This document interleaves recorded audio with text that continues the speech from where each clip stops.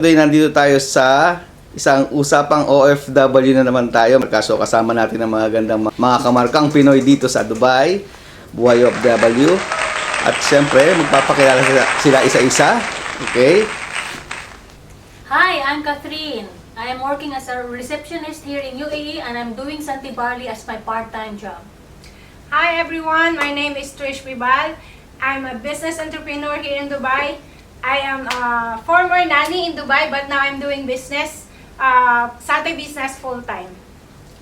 Good morning, good evening, good afternoon to whichever part of the country. Tiffany Hermosa, currently an admin, also doing Shanti Barli as part-time. Hi everyone, I'm Karen Timbol. I'm 10 years here in Dubai working as a hotelier. Hi, I'm Joy Sepe. I'm currently doing Sante business as part-time. Hi, I'm Mercy Concepcion and I'm doing business in Sante. Ayan. So, nakilala nyo na mga kamarkang ating mga magagandang OFW dito. Siyempre, unahin natin si Ma'am Mercy sa ating mga katanungan. Okay, Ma'am Mercy, bilang OFW dito sa Dubai, ano ang mga pinagdaanan mo? Sa pinagdaanan marami. Ma'am Joy, Yes, ano po bang mga experience mo dito sa Dubai bilang OFW? Siyempre bilang OFW, hindi naman maaalis yung maraming struggles ganyan. But then God is always there to give us hope palagi. Laging merong guidance ganyan. At saka eventually meron ding mga breakthrough ganyan, mga victories na nangyayari, especially when I met Santi Barli. Bilang OFW, ano yung mahalaga sa atin sa pang-araw-araw ng pamumuhay? Siyempre po for me, unang-una dapat health. Kasi if your health is suffering, hindi mo magagampanan yung vision mo, yung mission mo sa pamilya mo na, alam mo yun, na mabigyan sila ng magandang bukas. Okay. What about si Ma'am Karen? Ano po Ma'am Karen yung mga natutunan mo sa buhay dito sa Dubai? Katulad ng pakikisama sa iba. Definitely dito, iba yung mga nationality natin. Iba yung mga kinalakihan natin. Kailangan natin makisalamuha sa kanila. Pero sa ating mga Pilipino, napakadali yan. Especially on my work, yung pagiging hospitality. Yung hospitality, instilled na yun sa atin kahit from the Philippines. Yes. Kilala tayo sa pagiging hospitality. Kaya hindi ako masyadong nahirapan doon. Iyan. Siyempre, kilalang kilala mga Pinoy. Number 1 tayo dyan sa hospitality. Pinagmamalaki ko yan dahil nakarating na rin ako sa iba't ibang lupalop ng mundo. Siyempre, number 1 talaga ang Pilipino pagdating sa hospitality. Talaga nakaka-proud, kaya tayo ay globally pala ang Pilipino. So, yun. Miss Trish, kamusta naman Miss Trish? Hi, ako naman marami rin ako mga experiences dito sa Dubai. Like I was saying, I am a former nanny for 6 years here in Dubai. So, mahirap yung pinagdaanan ko as a nanny kasi first time ko mag-abroad na ito yung trabaho dito sa Dubai, yung pagiging nanny. So, mahirap siya. But then, dahil nga ayoko manatili doon sa pagiging nanny, gusto ko kasing at least mag-step up. So, buti na lang nakilala ko yung may naipakilala sa akin isang business na ito nga yung Santi Barli business.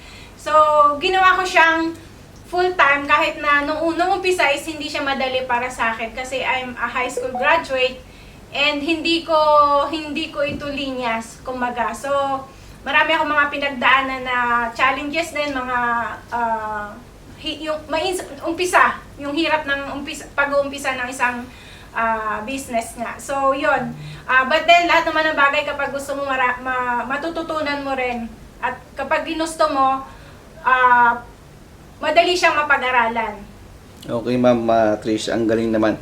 Bilang nanay, ano yung nag-trigger sa'yo para umalis sa ganyang sitwasyon? Unang-una, maliit yung sweldo. Kung tatanungin mo ko, ang sweldo ko lang before is 800 dirhams. I have 4 kids. So, saan dadalhin yung 800 dirhams? So, kaya nag-isip talaga ako na kailangan kong makalabas doon sa pagiging nanny. Kailangan ko maghanap ng ibang pagkakakitaan. Kaya nag-isip ako noon na maging side hustle ko tong Santi business. And yun nga, nagpapasalamat ako dahil lumaki yung grupo ko dito sa Santi Barli. And then, noong 2017, nakapag-resign ako sa pagiging katulong.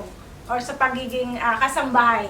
And until now, from 2017 until 2026, ginawa ko na siyang full-time. And sa biyaya ng Panginoon, nakapagpatapos na ako ng 3 anak ko sa college. Wow, palakpakan naman natin si ma'am. Congratulations natin yan. Sige, nakaka-inspire yung ating story, no? So, sana marami tayong ma-inspire na mga kababayan natin na umalis sa kanilang comfort zone. Tama yan, maghanap tayo ng mga something na kaangat natin. Okay? At siyempre, Ma'am Catherine, bakit mo naisipan yung gantong healthy lifestyle? Ano sa tingin mo ang maitutulong mo sa ating mga kababayan? Yes, good afternoon sa lahat. Unang-una, nakilala ko yung Sante sa Al-Ain. So pagpasok pa lang niya sa shop namin, yun na agad ang tinanong niya sa akin. At sabi ko sa kanya, okay, saka mo na lang i-discuss yung business side. Ang importante sa akin kung ano yung benefits ng products na to. Dahil that time, from Pinas pa lang, constipated na ako tsaka may irregular period. So talagang worry ko yun. That is honest Kasi iniisip ko, kung hindi naglalabas yung period ko at saka hindi ako nagre-regular ng pagdudumi, anong nangyayari sa loob? So, at saka that time, 2,000 dirhams ang investment. Tiningnan ko yun as a small amount. Para kung ma-hospital ako, kulang pa yun dito sa UAE ang 2,000 dirhams. So, binili ko agad yung isang package at ininom ko siya ng full dose, like 6 to 10 sachets a day ako. At talagang until now, never akong nag-take ng kahit anong medicine at pinagmamalaki ko talaga ang Santi Barley products. Ayan, ang galing. So, sa mga talagang naging panata mo na yung Santi Barley kasi ang ganda ng nagawa niya sa sarili mo. Yes. Ayan, sa kanilang lahat, syempre. Si Ma'am Tiffany Hermosa naman, bilang OFW, ano ang maipapayo mo sa lahat? Being an OFW, which is very hard talaga, ang pinakamagandang advice na mabibigay ko sa lahat, especially doon sa mga gustong mag-OFW is just continue your faith. Kasi regardless of, hindi pwedeng hindi mahihirapan Mahihirapan at mahihirapan tayo. But long as you have a strong relationship with God, kahit gano'n pa kahirap yan, kakayanin at kakayanin mo. Yan po. Ayan, thank you so much. And Ma'am Mercy, balikan natin si Ma'am Mercy. Ma'am Mercy, ano masasabi mo sa ating pamilya sa Pilipinas? Pamilya, okay naman. Kailangan talagang anuhin yung health dahil ang importante ay ang health. Kaya laging may Sante nakaagapay. Ayan. Mahihain si Ma'am Mercy. Sige, si Ma'am Joy, ano masasabi mo doon sa ating mga kababayan sa Pilipinas, hindi lang sa ating pamilya? Bilang OFW, ano mga pinagdadaanan natin dito at anong iyong gustong ipahatid na mensahe sa kanila? Sa mga kababayan or kapamilya natin dyan sa Pilipinas, unang-una, dapat isipin nyo na bilang manggagawa sa ibang bansa, talagang napakahirap. So, ang gusto ko lang iparating sa kanila is sana every centime or every peso na ipapadala sa kanila, sana maintindihan nila yung hirap na pinagdaanan ng isang OFW bago mapadala yun sa kanila. At hindi lahat ng nagtatrabaho sa iba't ibang bansa is talagang nagsimula sa sabihin na natin maganda. Swerte nga kami kasi fortunate kami na ayan maganda yung nangyari sa buhay namin, pero paano na lang yung iba na talagang hindi naging maganda yung experience. So sana palagi nyo lang ipagdadasal yung mga mahal nyo sa buhay, ganyan, hindi lang kakamustahin if kung kailan katapusan or kinsenas, ganyan. Kasi yun naman talaga yung real talk, di ba?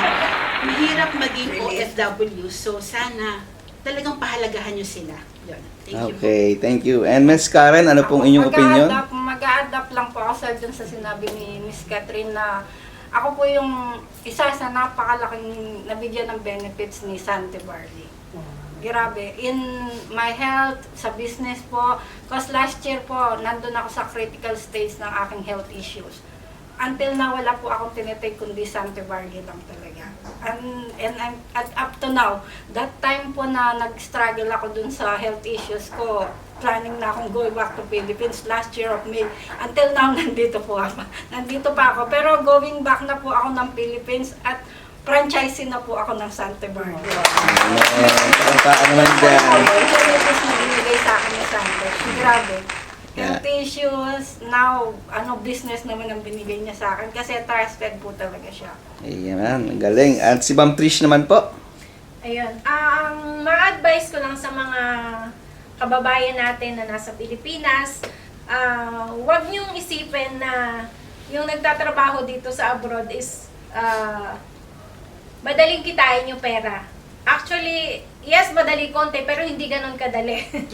Kumbaga, yung sweldo nga natin dito, 'di ba? Pinagtrabahuhan natin ng isang buwan, pero pagdating ng katapusan hindi pa nga natatanggap yung sahod.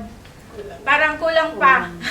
Kulang pa, 'di ba? Naka-allotted na siya sa Pilipinas. So sana yung katulad ng sinabi ni Sis Joy na every cents dapat pahalagahan kasi hindi ganun kadali kitain ng pera dito sa Dubai. Yes. And sana maging smart din sila sa paggamit ng pinapadala nating pera sa Pilipinas kasi hindi habang buhay malakas kami na nagtatrabaho dito sa Dubai kasi hindi lang pera ang naiipon namin dito. Nakakaipon din kami ng sakit. And ang advice ko naman din sa mga nandito nasa Dubai nagtatrabaho or mga OFW, unang-una alagaan nyo ang sarili nyo. Kasi bakit? Hindi mo matutulungan yung mga taong gusto mong tulungan kung ikaw mismo is kailangan ng tulong.